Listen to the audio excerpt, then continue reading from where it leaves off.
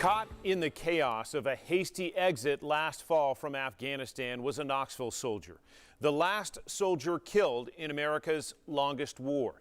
Tonight, for the first time, we hear from the men who were with him, men who knew him best.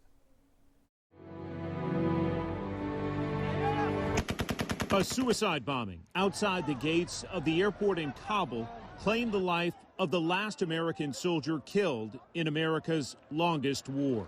We were actually a couple feet away from each other probably when the attack happened. Staff Sergeant Ryan Knauss from Knoxville was killed during the chaotic U.S. exit from the 20-year war in Afghanistan. Assisting with the evacuation of Afghanistan civilians that held visas to particular parts of the world, as well as American citizens. It all happened really quickly. For the first time, we are hearing from fellow troops closest to that 23-year-old husband, brother, and son. I got knocked down. I immediately checked on one of my other fellow teammates. How far away were you from the blast, and roughly how far away was Ryan from the blast? I was probably about 15 to 20 meters, and Ryan was probably 10 to 15 meters. Were you able to say anything or talk to Ryan before he passed? Unfortunately not. He knew I was there, and when I grabbed his feet, he wiggled his toes, and of course I tickled his feet and he wiggled his toes, but just an overwhelming sense of I got this, and just sheer fearlessness what was in that man's eyes, because that's what he lived.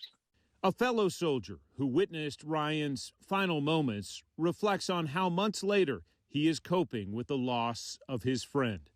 I think one thing that has solidified my acceptance of everything is just how much Ryan took care of the people around him.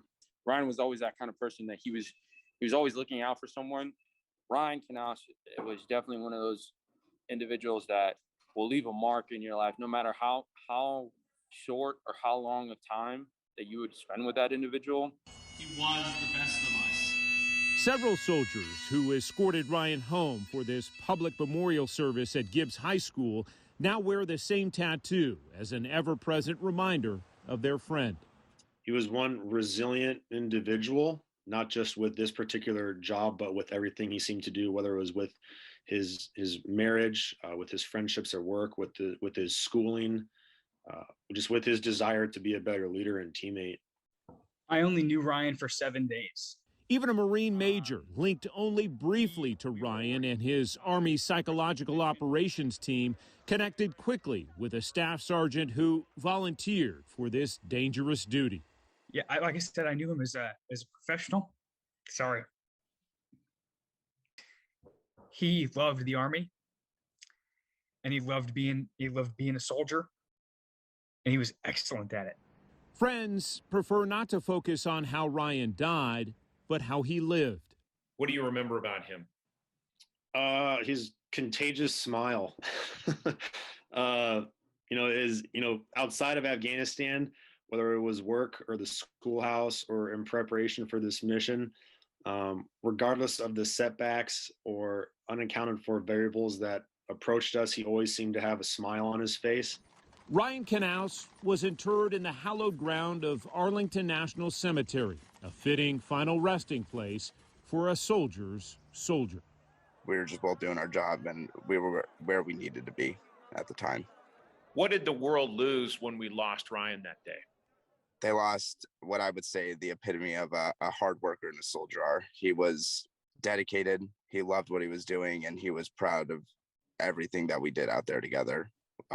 We lost a great husband and truly an amazing friend.